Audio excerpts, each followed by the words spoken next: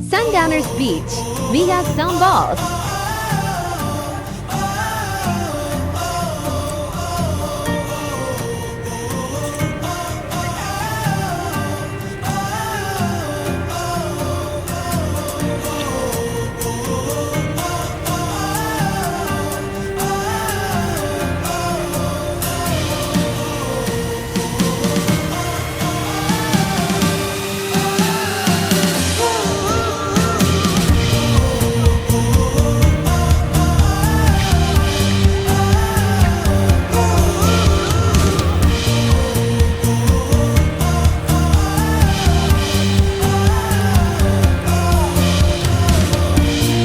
Hi, Poleng!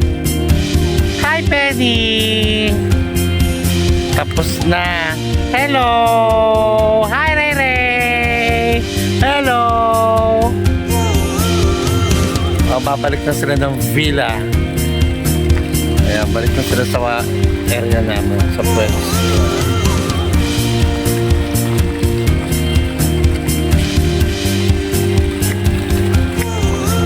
Ayan, ganda. Ito, 11 feet. 11 feet. Ang lalim, 4 feet. Tapos yung bandang dulo, 3 feet. Diba? Ayun yung mga pwede mong pagstayan habang nagmimiming ka. Ito. Ayan o. Pak na pak. O diba? Ayan siya.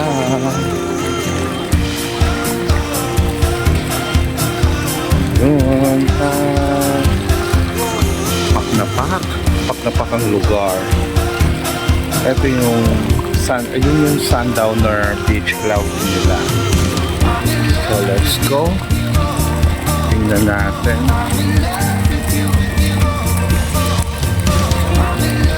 Dito naman tayo sa kabilang side. Sa kabilang side naman tayo gagawin. Okay. Ayan ang tsura. Wala nang kagigising ko lang eh. So wala nang suklay-suklay, laban na. Okay, eto siya. Sundowner Beach Club. So ito pa yung isang villa nila. Tapos yung Sundowner Beach Club nila facing the sea. Yan, perfect. May umiiyak pang bata. Oh, diba? Inaway ba? May nang away sa bata. Ayun o, ayun yung dagat. Ito yung pool, ito yung dagat. Yan.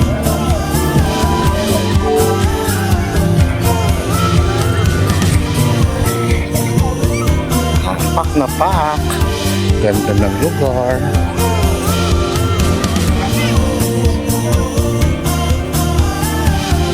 Ayun na yung ayun yung aming tinutuluyan. Ito yan ang aming tinutuluyan.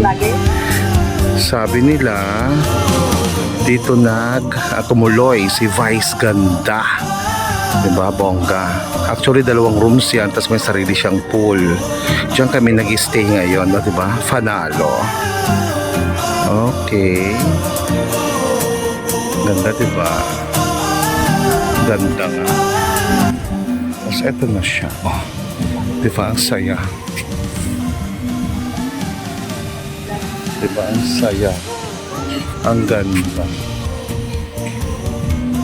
Kahit brown, hindi siya puti, hindi siya white sand, pero ang lakas ng pawi naman sa ang lakas ng pawi sa amenities nito at yung mga villas. Kahit hindi siya white sand, diba? Kahit hindi siya white sand, sa totoo lang, ang lakas ng bawi. Ang lakas ng bawi ng mga villas, yung mga rooms dito. Oh, ayan eh. Parang subdivision. Parang ito yung bahay mo, may subdivision, dagat, ang bongga. Ang lakas bumawi. Okay, na-tour ko na kayo ng morning, yung gabi naman. Okay, mwah.